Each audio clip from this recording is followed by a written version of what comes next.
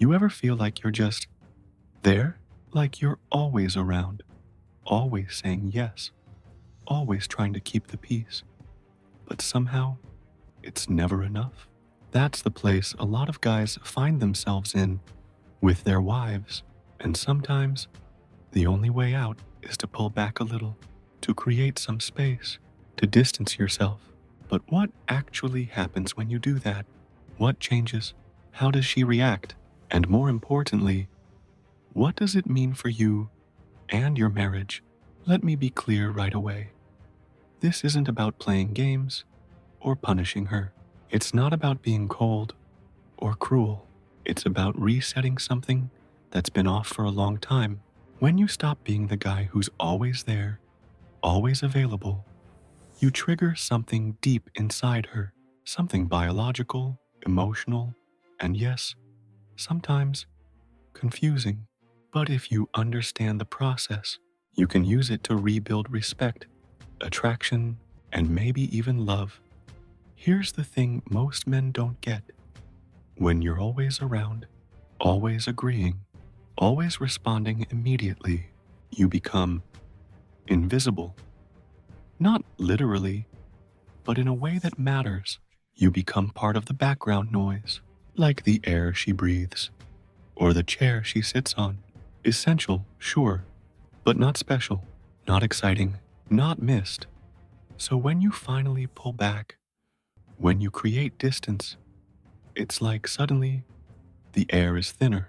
She notices and she reacts, but not in one simple way. There's a whole sequence of phases she goes through. 5, to be exact. Each one different, each one testing you in ways you might not expect. Let's break them down. First up, anger. This is the big one, the one that scares most guys into giving up before they even start. When you stop being so available, she notices, and her first reaction isn't sadness or missing you. It's anger. She feels rejected, confused, maybe even betrayed. Why is he acting like this? She wonders. What did I do wrong? If your relationship has been mostly smooth, this anger might stay under the surface. But if things have been tense, if there's been fights or resentment, this anger can explode. Threats, accusations, tears, even ultimatums. It's messy, it's painful, and it's necessary. Most men crack here. They see the anger, feel guilty, and rush back to being the guy who's always there. But that's exactly the wrong move, because this anger is the first step in her brain rewiring how she sees you. If you fold now, you teach her that her emotions control you, that a little pressure makes you cave, and once that door opens, it's hard to close. But if you hold your ground, if you stay calm and steady, something interesting happens. She starts to question herself. Maybe I pushed too hard. Maybe I took him for granted. This self-doubt is the beginning of change. It's the moment when she starts to miss you. Not because you're gone, but because she's realizing what she lost. Now, not every woman reacts the same way. This is where a lot of guys get confused. There are basically 2 types of women when it comes to how they handle distance. The first type values stability. They want loyalty, family, a partner who's steady and reliable. When you pull back, they reflect. They think about what's missing. They start to want you back. The second type craves excitement. They want attention, novelty, the thrill of the chase. When you pull back, they don't miss you. They look elsewhere. They find new sources of validation. If you don't know which type you're dealing with, distancing can backfire. You might think you're creating attraction, but really, you're just pushing her away. I learned this the hard way. I was with a woman who seemed perfect on paper, but I was always the one chasing. Always the one trying to keep things smooth. So I pulled back. At first, nothing. Then, she started posting more on social media, flirting with old friends, even texting an ex. That's when I realized she wasn't the type to miss me. She was the type to move on. It's a tough truth, but some women today are so used to constant attention and options that they don't form deep bonds anymore. They're emotional nomads, always looking for the next spark. But if you're with a woman who values connection, who wants to build something real, distancing works like magic. After the anger phase, which can last a few days to a couple of weeks, she moves into what I call the thinking phase. She's not ready to reach out yet, but she's processing. She's remembering the good times, feeling the empty space where you used to be. She's proud and stubborn, waiting to see if you'll come back first. This phase is brutal for both of you, but it's necessary. It's the space where respect and attraction start to rebuild. Then comes the testing phase. She'll start sending little signals, a funny text, a question about something small, a casual comment. These aren't full-on attempts to fix things. They're tests. She's seeing if you're still the same guy who folds under pressure, or if you've really changed. Most men fail here. They jump on these breadcrumbs like they're lifelines. They rush back to being available, eager, desperate, and just like that, all the progress disappears. If you can hold steady, if you don't react too quickly, she moves into the provocation phase. This is where she tests your boundaries. Sometimes she'll be extra sweet, flirty, even sexual. Other times she'll pick fights, make jealousy plays, or bring up difficult topics. She's trying to figure out if the new distance is real or just a phase. I remember a friend who went through this with his wife. After 10 years of marriage, they'd fallen into a rut. No passion, just routine. He started pulling back, focusing on his own goals, being less available. The first month was hell. She was furious, accusing him of cheating, threatening divorce, but he stayed calm, said he needed space to think. By the second month, she started coming around, cooking his favorite meals, wearing lingerie, but also testing him with jealousy and provocations. He didn't bite. He stayed neutral, friendly, but not eager. By the third month, she was pursuing him, treating him like she did when they were dating. But here's the catch. The distance has to be just right. Too little, and nothing changes. Too much, and you risk losing her completely. You don't announce you're distancing. You don't get cold or hostile. You just become less available, less predictable. You have your own life, your own interest. You don't drop everything when she calls. You don't respond instantly to texts. You make plans that don't revolve around her. Timing matters too. If you wait until after a huge fight, when emotions are raw, distance won't work. She'll just feel relieved you're not around. The best time is when things are calm, but stagnant. When respect is slipping, but you haven't hit crisis. There's a biological reason this works. When someone is always there, our brains see them as a constant resource, like air or water, important, but not precious. When that resource becomes scarce, suddenly it's more valuable. This isn't manipulation. It's survival wiring that's been around for millions of years. But modern men have been taught the opposite. That love means being available 24/7, putting her needs first, sacrificing your own. That's a recipe for suffocation, not love. I talked to an older man once, married 45 years, still clearly in love. I asked his secret. He said, I never let her feel like she owns me. Even after all these years, she knows I'm choosing her, not stuck with her. I have friends she doesn't know, hobbies she doesn't share. We choose each other every day. That's the heart of strategic distancing. It's not about games. It's about keeping enough independence that your presence is a choice, not a given. When she feels like she owns you, she stops valuing you. When she has to earn your presence, she never stops appreciating it. But this takes serious self-control. Every instinct will tell you to fix things fast, to make her happy again. But her temporary unhappiness with your distance is necessary. It's like surgery. It hurts now, but heals the deeper problem. Many men overdose on distance. They go from all in to completely gone. That doesn't create attraction. It creates confusion and resentment. The distance should be subtle, consistent, strategic, enough to make her wonder if it's real, but not so much she feels abandoned. And when she starts pursuing you again, don't lose your frame. If she sends a romantic text or shows up in lingerie, don't jump back to being a lapdog. Appreciate it, but keep your independence. Be present when you're together, but not always accessible. This creates what I call dynamic tension. She never knows exactly where she stands, which keeps her interested. Now, some relationships are so far gone that normal distancing won't fix them. When contempt replaces respect, when she's emotionally checked out or already looking elsewhere, you're not playing a short game, you're playing a long one. Years maybe. You're not just trying to save the marriage, you're rebuilding yourself.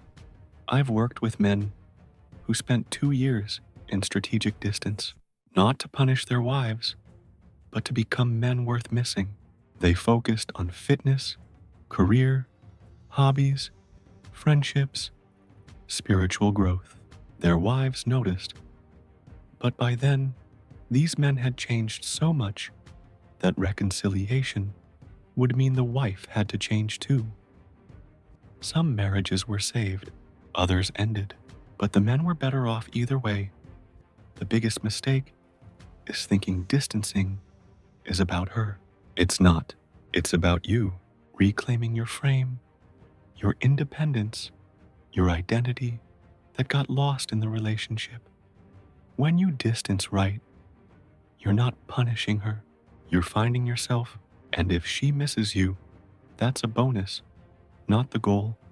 So, what does it really mean to find yourself again after you've been so wrapped up in your marriage that you don't even know who you are anymore? It's not just about pulling back physically or emotionally. It's about rediscovering the parts of you that got buried under years of trying to keep her happy, keep the peace, keep everything from falling apart. When you distance yourself, you're not just creating space between you and her. You're creating space inside yourself. That space is where your real power lives. It's where you remember what you want, what you like, what makes you feel alive. Maybe it's a hobby you gave up, a friendship you let fade, or a dream you stopped chasing. When you start filling that space with your own life, something shifts. You stop being the guy who's always waiting for her call or text. You become the guy who's living, regardless of whether she's paying attention. And here's the kicker. That's when she starts to notice. Not because you're playing hard to get, but because you're no longer available on demand. You're no longer the safety net she can count on to catch her every mood swing or emotional crisis. You're a man with boundaries, with a life that doesn't revolve around her. That's magnetic, but it's not easy. Your instincts will fight you every step of the way. You'll want to explain yourself, to justify why you're pulling back. You'll want to smooth things over, to avoid conflict. You'll want to be the good husband who always puts her first. But that's exactly what got you here in the first place. Instead, you have to learn to sit with discomfort, to accept that she might be angry, confused, or hurt, to accept that she might test you, push your buttons, or even threaten to leave. None of that means you're failing. It means the distance is working. Think of it like this.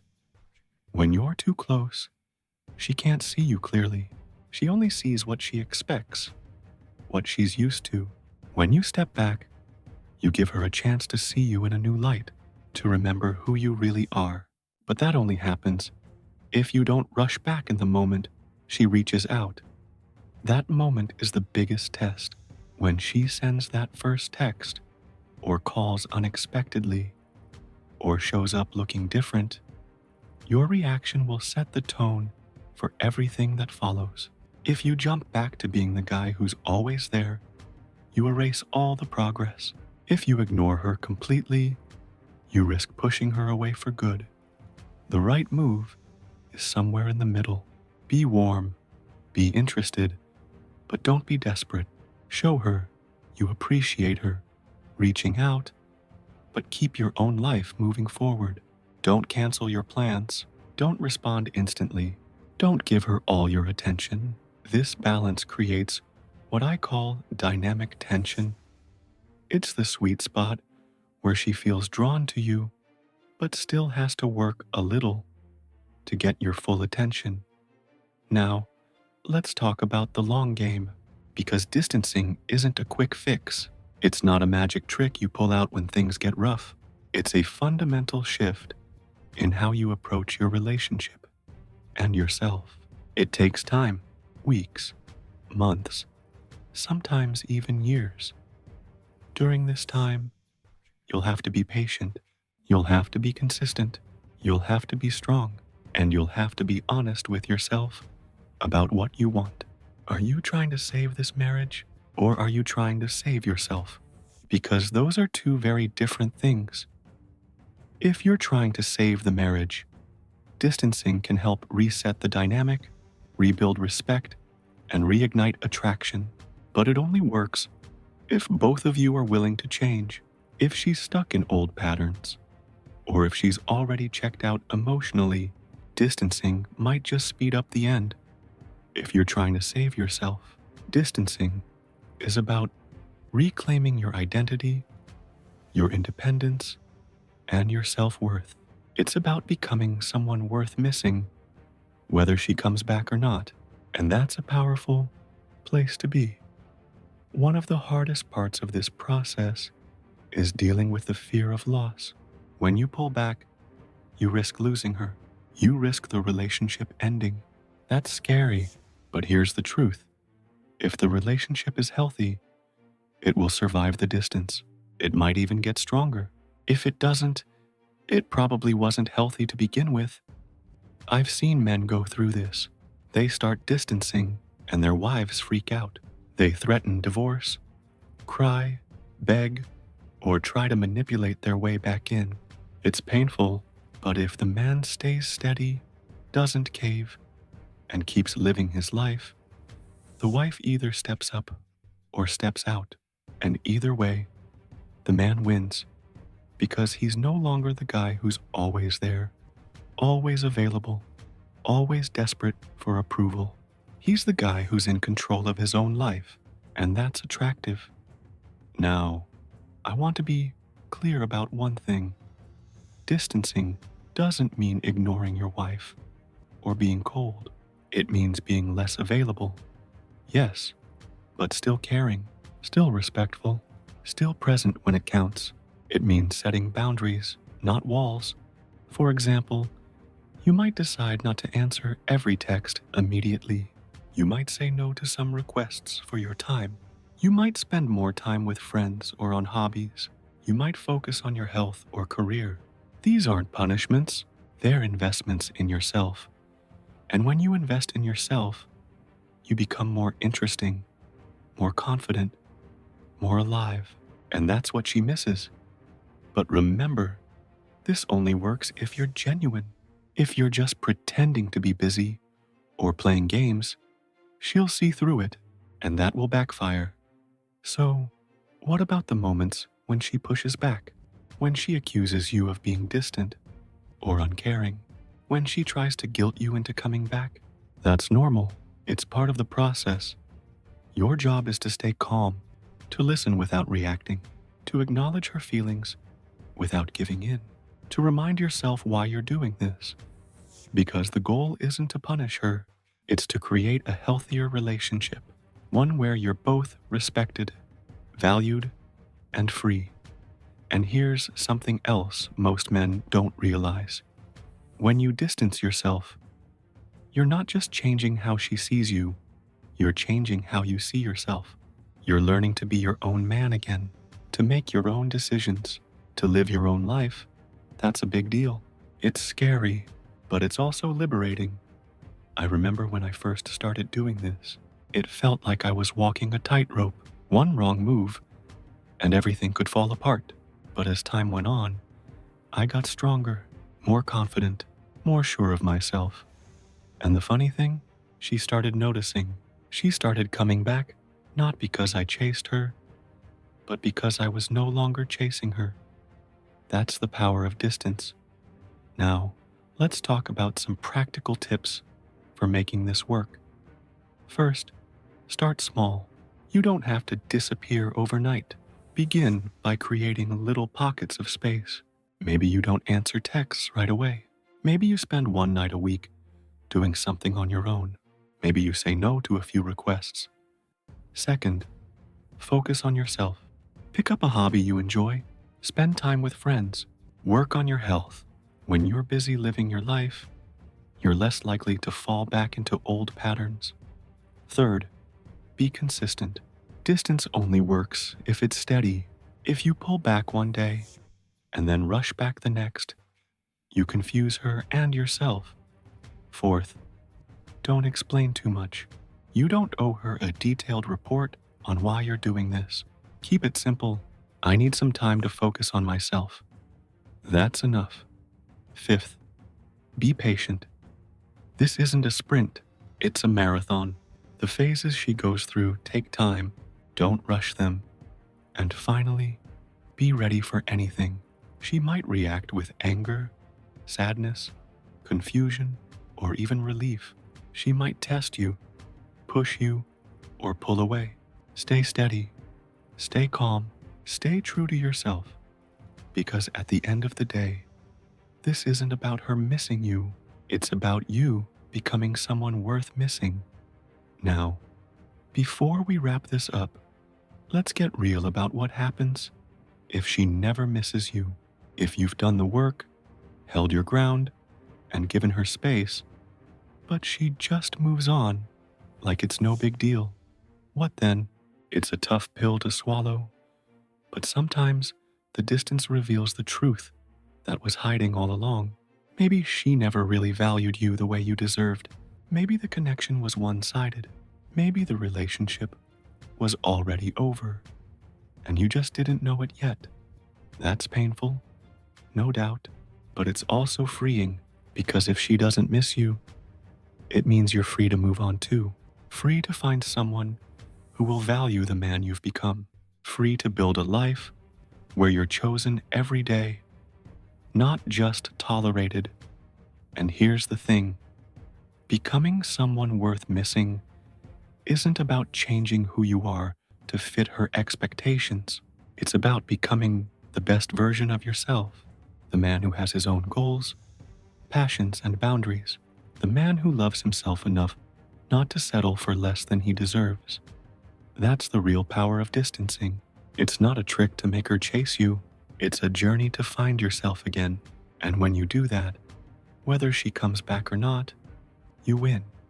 Let me leave you with this. Relationships aren't about losing yourself in someone else. They're about two whole people choosing to share their lives. When you distance yourself, you're not pushing her away. You're pulling yourself back. You're saying, I'm here, but I'm also me. And that makes all the difference. So, if you're thinking about pulling back, remember these key points. It's about resetting the dynamic, not punishing her. Expect anger and tests. It's part of the process. Know what type of woman you're with. Distance works differently, depending on her values. Be subtle, consistent, and patient.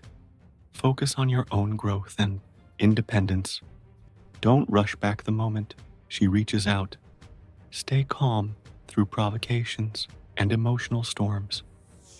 Understand that sometimes distance reveals the truth about your relationship. Becoming someone worth missing is the real goal. Whether she misses you or not, you come out stronger. This isn't easy. It's uncomfortable.